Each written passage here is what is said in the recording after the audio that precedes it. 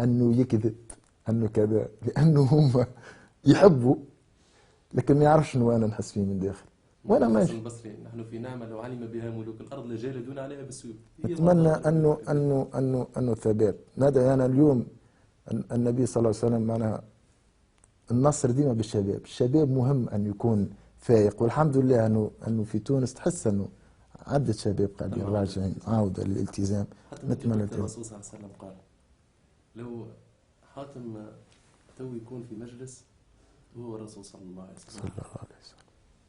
شنو الكلام اللي يمكن يقوله حاتم للرسول صلى الله عليه وسلم؟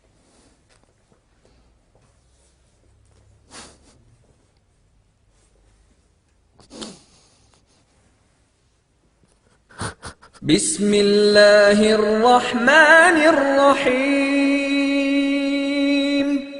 ألم يأن للذين آمنوا أن تخشع قلوبهم لذكر الله وما نزل من الحق ولا يكونوا كالذين أوتوا الكتاب من قبل فطال عليهم الأمد فقست قلوبهم وكثير منهم فاسقون. اعلموا أن الله يحيي الأرض بعد موتها قد بينا لكم الآيات لعلكم تعقلون.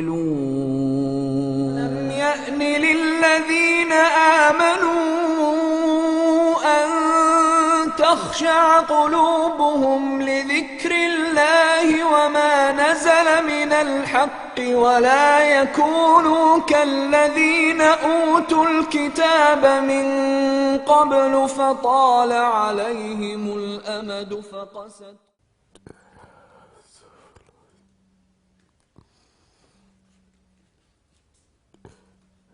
أكيد يمكن في بعض الأحيان الكلمات تعجز عن النطق، ولكن كفى بالعبارات لغة وصوتا يعبر على برشا خواطر في القلب، يعبر على برشا خواطر في النفس. ما نجم كان نقول انه كانت هذه موقف من المواقف اللي ذوقها تائب، وما احوجنا اليوم للتوبه، وما احوجنا اليوم للرجوع الى الله والاقبال على الله. الحياه مهما طالت ومهما كانت متاحه، مهما كانت لذاتها ومهما كانت شهواتها، فهي قصيره وهي ذليله. الحياه ساعه طاعه طاعه، والنفس طماعه فعملها القناعه. نسأل الله أن يصلح حالنا، نسأل الله أن يرزقنا التوبة، نسأل الله أن يرضى عنا ويكتبنا من المعتوقين من النار.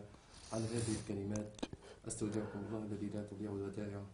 وجب الشكر لأخونا وحبيبنا حاتم.